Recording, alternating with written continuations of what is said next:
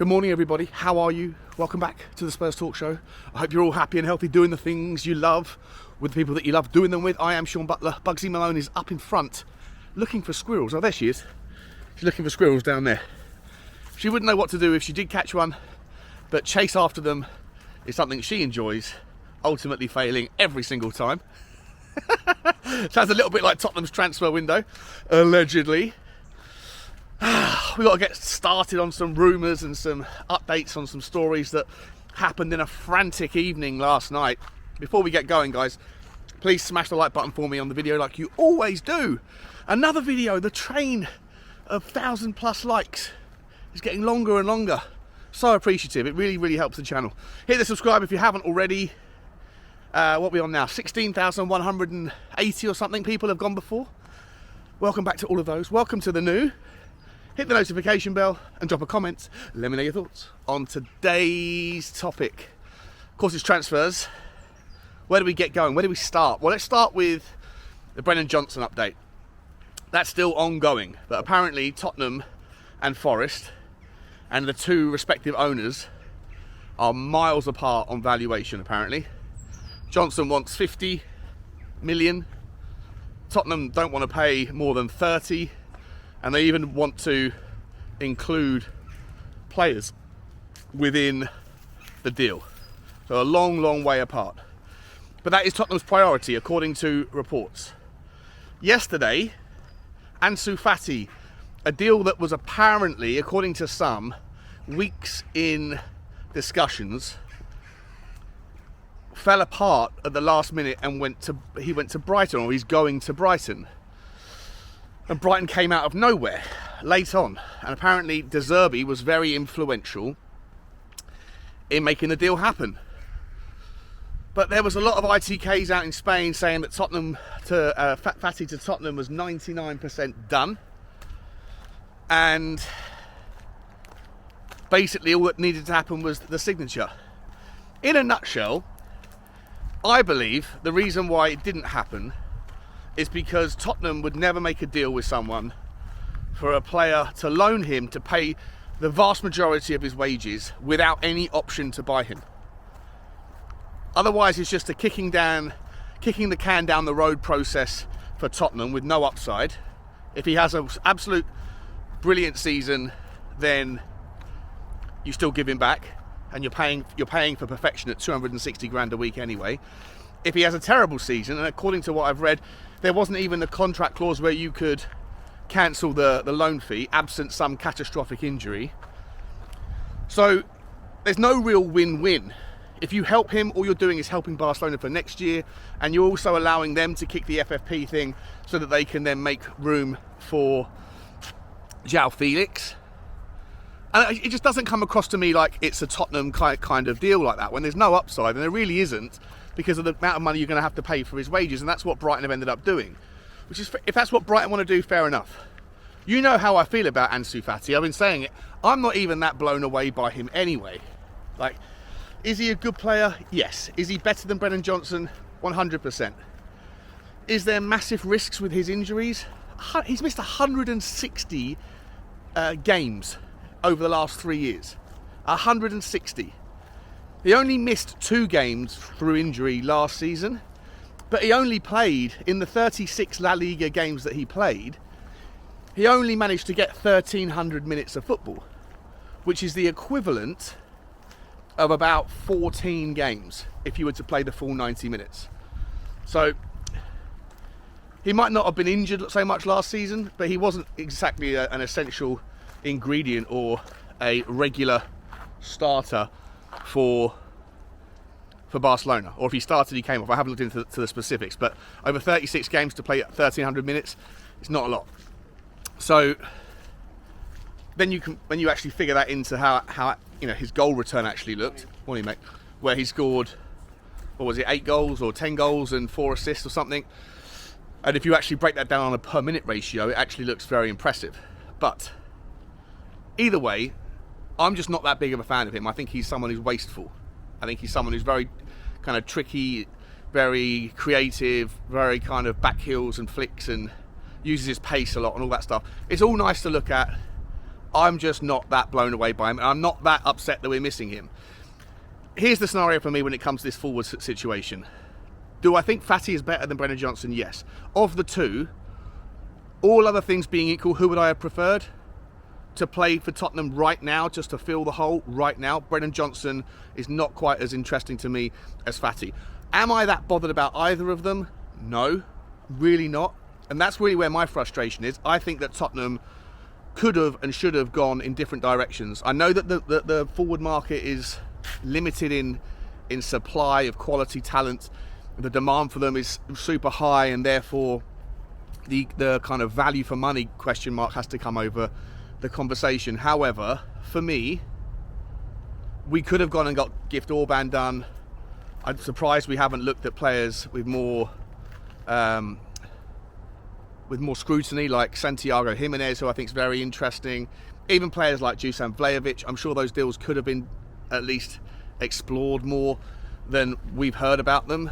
I'm not saying that they haven't, maybe they were just a dead end for a conversation, but I just feel like at this stage of the window, beggars can't be choosers. Would I prefer neither of them or one of them? I prefer something rather than nothing, because we need things. But I'm not that blown away if either of those deals don't happen and if we can find something else. How that's going to look, how that's going to shape up in the next, 36 hours, I don't know. It's not looking particularly, spectacular, is it? Let's be honest. It's not looking great. But here's the other deals that we are talking about, and this is obviously a name that does get you excited. I just don't necessarily know if we're going to consider him a forward or we consider him a midfielder or an attacking midfielder. But apparently Tottenham are putting out the feelers for Eberechi Esse again, and that Tottenham are considering making a late monster bid for him. I personally don't think that, come on Bugsy, let's go. I personally don't think that Tottenham are going to spend the 70-80 million pound on Eberechi Esse. And if we were to turn our attentions to that, and it would look to somebody, if the noise became apparent that Tottenham could get the Eze deal done, I would be surprised if then a number of other bigger clubs than Tottenham weren't to try and come in at the last minute and try and gazump us to take the player. So, be interesting though. If we could get him done, I think that appeases a lot of fans with the creativity mode. But I still don't necessarily think it solves the forward crisis that we have. He can play on the left, and he can play as an attacking midfielder. But you've got Maddison for that. Also, I don't know where he necessarily fits into this particular system immediately if you've got James Maddison or Sonny, both of whom are regular starters. One's the captain and one's the vice captain. So, a bit of a strange one. I don't think that's going to happen, so I'm going to kind of scrub that off. Another name that is being linked with us today is Conor Gallagher.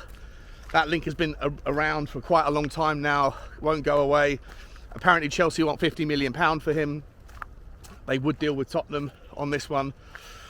Be interesting to see if Conor Gallagher was to come to Tottenham. Also, where would he fit into the system? It's a lot of money for a player. I personally really like Conor Gallagher. I really do.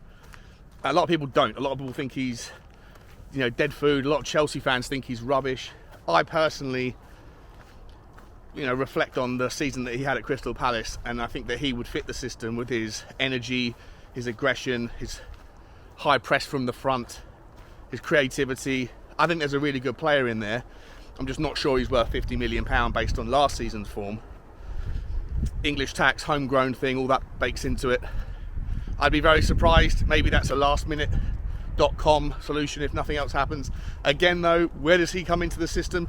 Are you going to spend £50 million to have a guy sit on the bench? I don't think so. We need someone to improve the first team, and we need someone to develop the bench from a defensive point of view. And the defensive options are nowhere to be seen.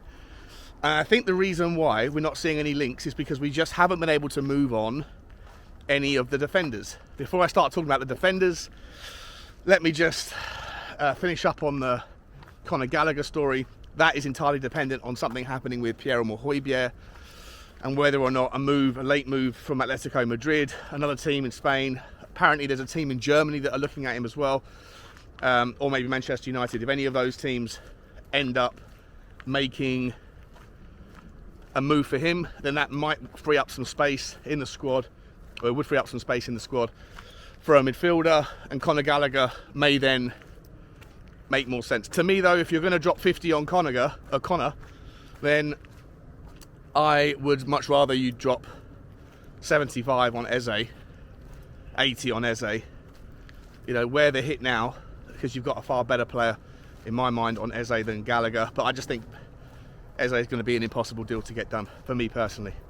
So I'm not holding any hope out on that one. But I've been wrong. I often am wrong. I'm usually wrong about these stories, about my thoughts on these things. So we shall see. The problem with the lack of interest in defenders is that we're not seeing any names for people coming in, because we still have Tanganga, Sanchez and Dyer that are seemingly impossible to budge. It's the unstoppable force against the immovable object. We can't get rid of them. We can't bring players in unless we get rid of some players. Eric Dyer is putting his feet in the ground and saying, I ain't going. I am not leaving. Japhet Tanganga apparently has had a bid accepted, a loan bid accepted by Torino, was it? I think it's Torino. A couple of deals going on with Italian clubs that are percolating for Japhet Tanganga. It seems like Italian football is interested in Japhet Tanganga. We've also got Davinson Sanchez, who apparently is being actively touted around the market by Tottenham Hotspur chiefs. They want him out of the club. I guess, I'm thinking out loud now. I'm thinking that maybe the reason why there's an active push to get rid of Sanchez over Dyer, even though you could make the argument that Sanchez is a better backup than Dyer is for this system, even though both of them are pretty much unhelpful anyway, is because of Dyer's legacy at Tottenham, his loyalty, his tenure, and that maybe there is some gratitude to his, what he's been from the club. I know the fans have had enough of him, for sure. You can see that vibe. The fans have completely lost all respect for him, but he's been a part of the furniture at Tottenham for a long time, and maybe with that comes some sort of grace or conditional extras, patience, virtue signalling, whatever you want to call it, where you just kind of be a bit more tolerant of one player over another, despite the fact that Sanchez has also spent a long time at Tottenham. I'm just thinking out loud, maybe that's the reason why we're a bit less pushy on getting Dyer out of the door than we are on Sanchez. So until we get rid of 1, 2 or 3 of those centre-backs, we're not going to be able to bring anyone in. And with 18 hours left, 36 hours left of the window, I mean, there's so much work still to do. It does look like Dane Scarlett is moving on loan to Ipswich Town. Another loan player out the window. I don't know if that 45 minutes on Monday night or Tuesday night was necessary in order to see and witness that Dane Scarlett's not ready. But he's meant to Ipswich Town. Be an interesting one, see how he does over there. I don't know how much more we're going to learn about him there either. We shall see. Guys, we've got 36 hours. I personally think that the Fati deal, I know people are losing their minds over Ansu Fati, but I think it was never going to happen. I don't think that Brighton are a bigger club than us because Ansu Fati chose Brighton over Tottenham. I think we walked away from the deal when we found out that there was no option to buy, because I don't think there's any upside to paying 260 grand a week for someone who's not going to be at the club in a year's time. Just doesn't seem like a Tottenham deal, and I'm okay with it either way because I don't really rate the player that massively. But anyway, we shall see what happens with Brennan Johnson. Just hope that there's some last minute wonder action going to happen here for a gift Orban or a more of an out and out 9. And that centre back, please, for the love of God, Sanchez, Tanganga or Dyer, please get on your bike. Go and think about your career, you stubborn stains, and let other people come in and have a chance.